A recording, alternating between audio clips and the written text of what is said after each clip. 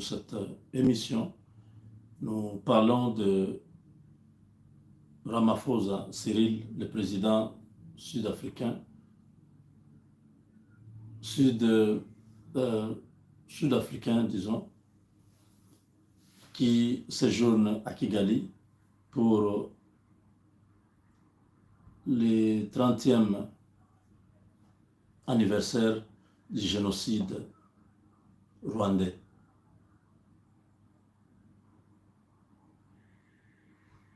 Le président Ramaphosa a parlé à la presse, il a posé des questions sur les relations entre l'Afrique du Sud et le Rwanda, qui sont des relations un peu tendues. On lui a posé la question sur le déploiement de la SADC à l'est du Congo et d'autres histoires. Je préfère que vous puissiez l'écouter lui-même. C'est en anglais. Ceux qui sont en direct ici, qui écoutent l'anglais, ils peuvent commenter en français. Parce que je ne saurais pas en même temps l'écouter avec vous et interpréter. Ou dire en français. Suivez seulement. The DRC, the deployment of the SADC troops, where South Africa is part of, because we are part of SADC. Can you take us through what you discussed? Were you able to resolve those issues of concern to South Africa and to Rwanda? Well, good afternoon. Very good to see you here in Kigali. And I guess you were also part of the commemoration that we have been truly honored to be part of. We came to Rwanda following the invitation that Rwanda extended to us to be part of this commemoration. And we felt it important to join in the commemoration of the genocide that happened 30 years ago here. And the fact that President Paul Kagame and the government of Rwanda felt that they should invite us is born out of the position that South Africa has always taken vis-a-vis Rwanda. We've always had good relations with Rwanda over a number of years.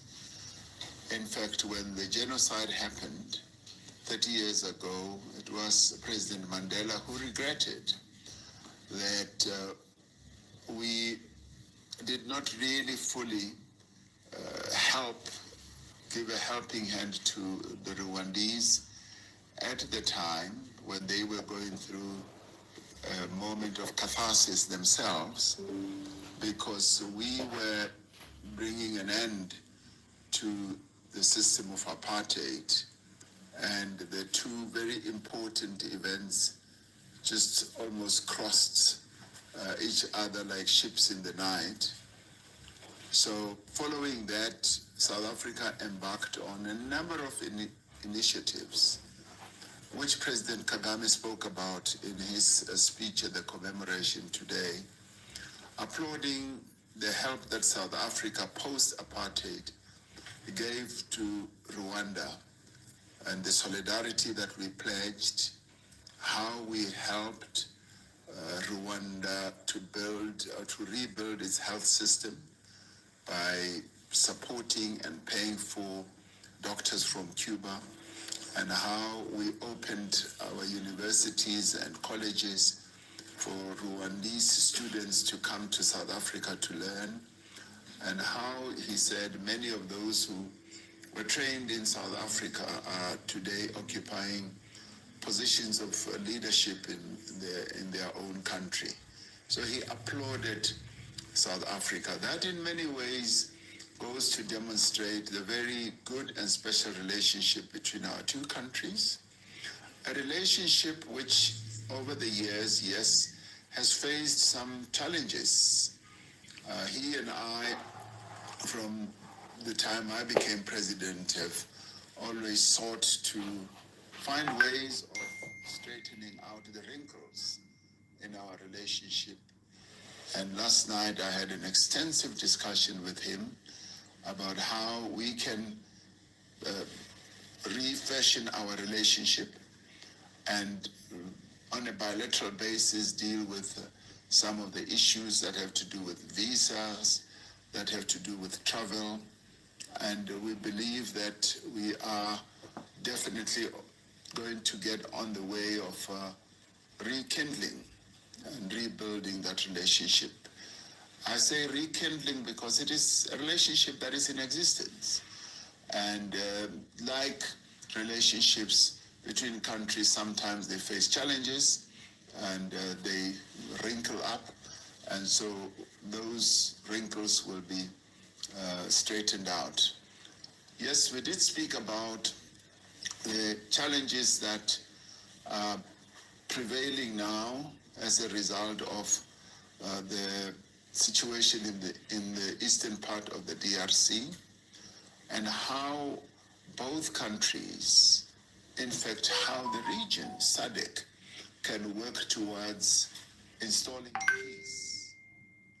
We all agreed that peace was an essential component of fostering the development of this part of the continent, and that in doing so, we should bring the conflicts that are happening in the eastern part of the DRC to an end. And also, whatever actions that are going on to also destabilize Rwanda through the incursions of the FDLR.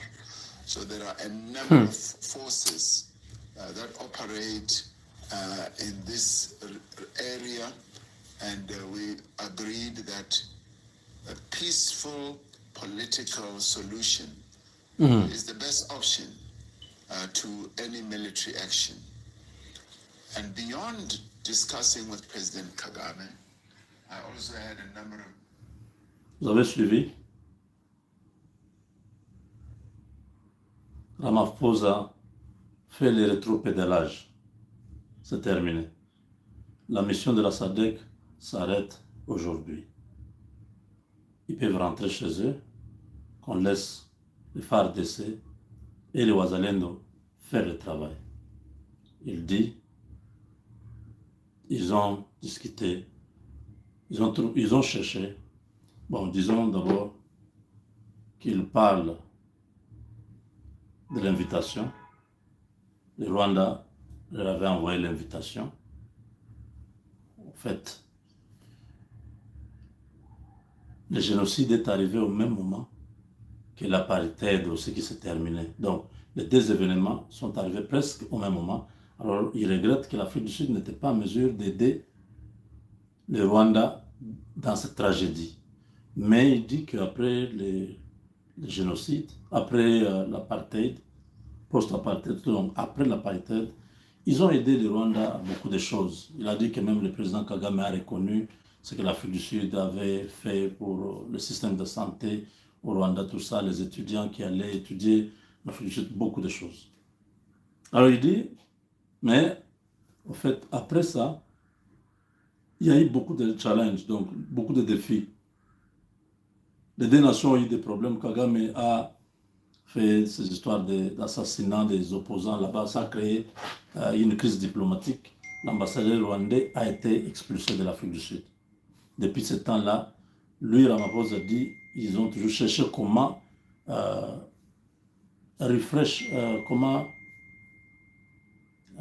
renouveler, peut-être, renouveler les relations.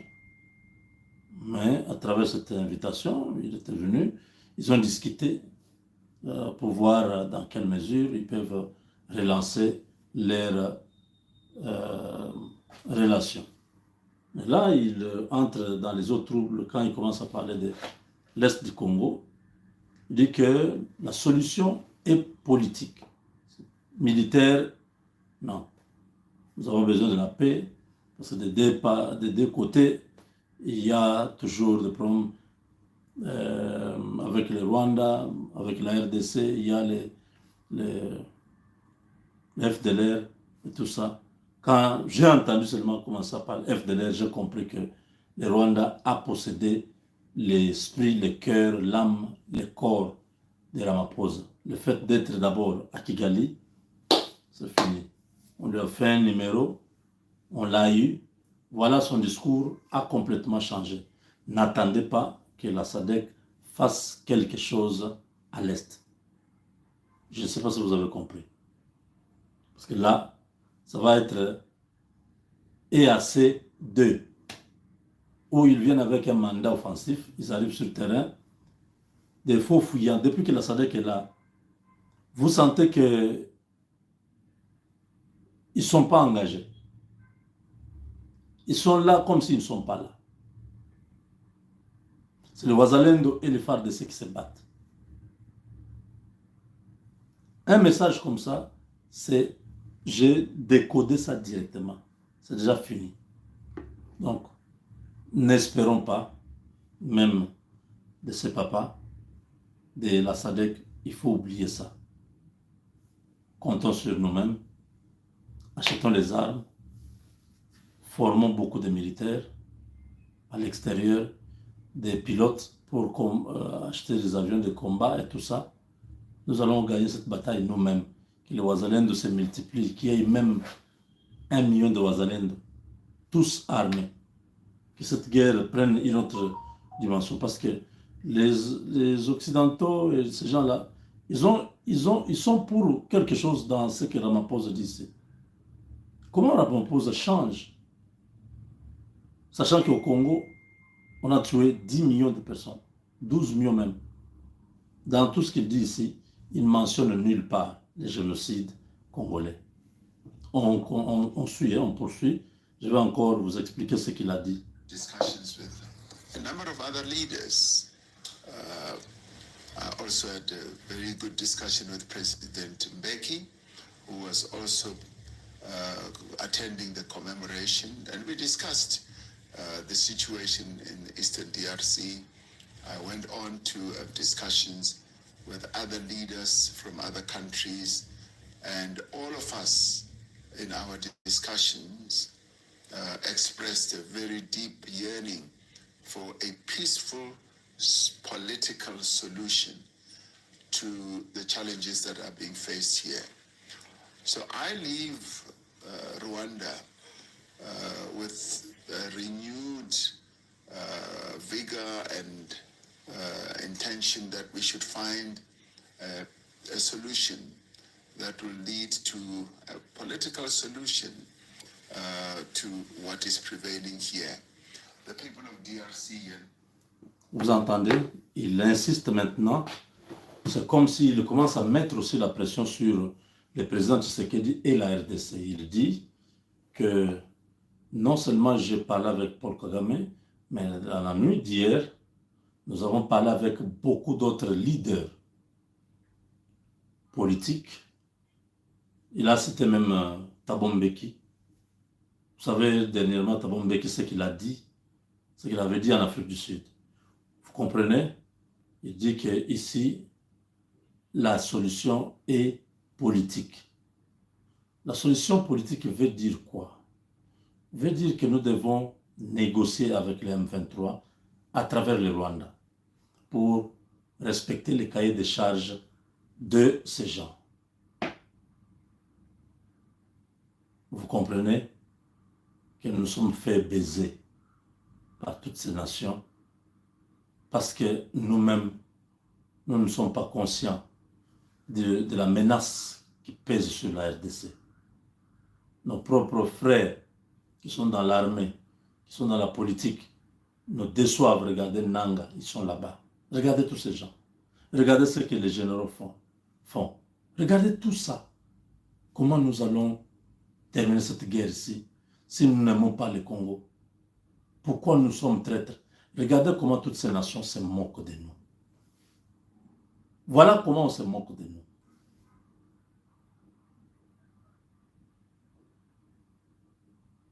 Nous avons proposé SADC et le président a tout fait. La SADC est venue. Mais comme ceux qui soutiennent le Rwanda sont très forts, ils doivent avoir joué quelque chose autour de Ramaphosa parce qu'ils savent que La SADC, là, c'est l'Afrique du Sud. Si nous proposons à Ramaphosa telle affaire, qu'il entre aussi dans cette affaire avec le Rwanda, il va aussi gagner au Congo, qu'il laisse cette histoire-là.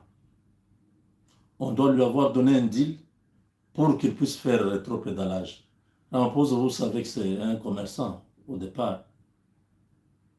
Vous le savez, n'est-ce pas? Ramaphosa a des activités au Congo. C'est terrible.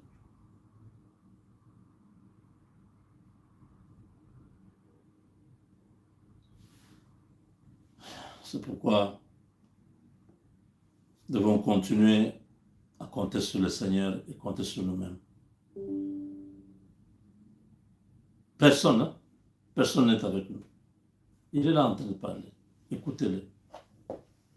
For peace. And similarly, the people of Rwanda also yearn for peace.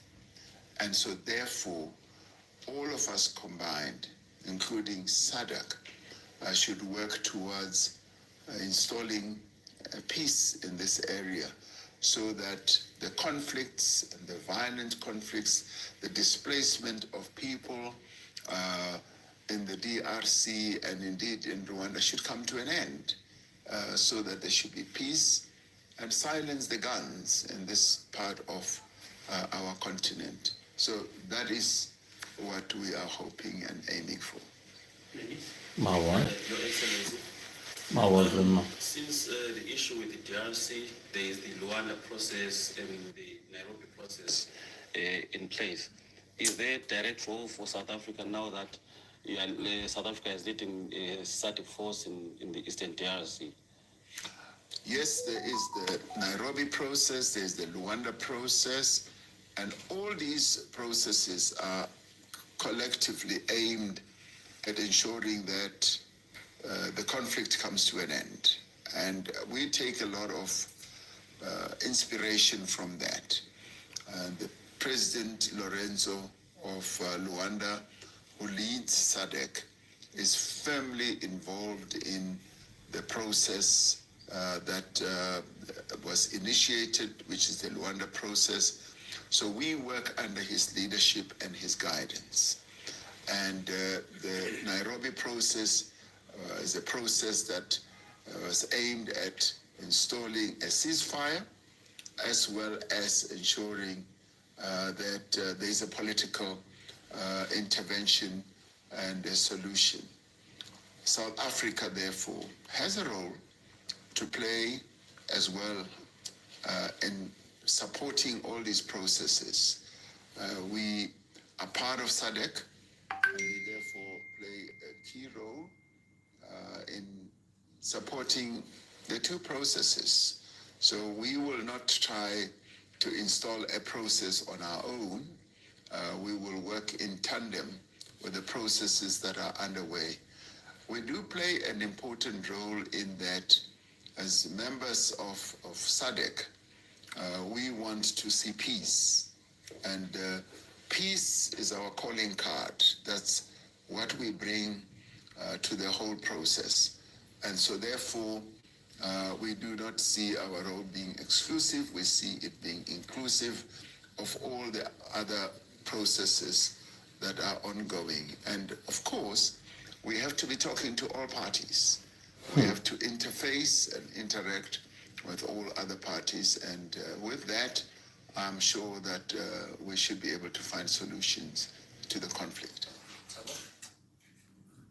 Voilà. Je suis vraiment déçu de cet homme qui a suscité beaucoup d'espoir dans les Congolais. Voir que Ramaphosa était de plus en plus proche du président Tshisekedi et là, il prend une tournure, vraiment, il est méconnaissable. Il dit on accepte tous ces deux processus de Luanda et de Nairobi. Ce n'est pas exclusif, c'est inclusif donc. Et même nous, la SADC, nous allons considérer ça. Mais si vous, la SADC, vous considérez les deux processus-là, vous étiez venu faire quoi au Congo?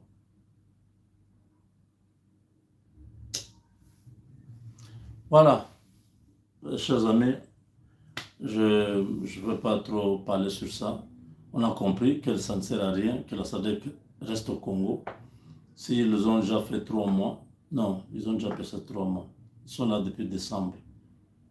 Oui, peut-être quand ils totalisent 6 mois, je ne sais pas comment les contrats et les accords, il ne faut pas renouveler, il faut leur demander de rentrer chez eux. Parce on avait pensé que leur présence pourra nous aider à attaquer, à chasser le Rwanda de la RDC. Le Rwanda ne partira plus. Le Rwanda a mis Ramaphosa dans sa poche.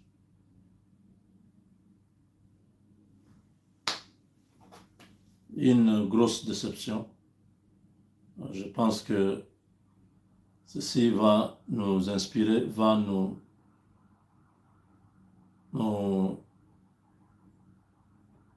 enseigner.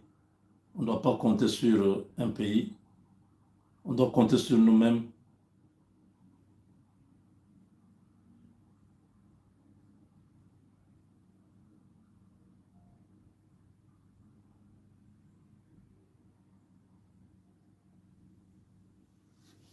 Donc voilà, avec Dieu, nous vaincrons. C'est dommage pour la RDC, avec ces gens.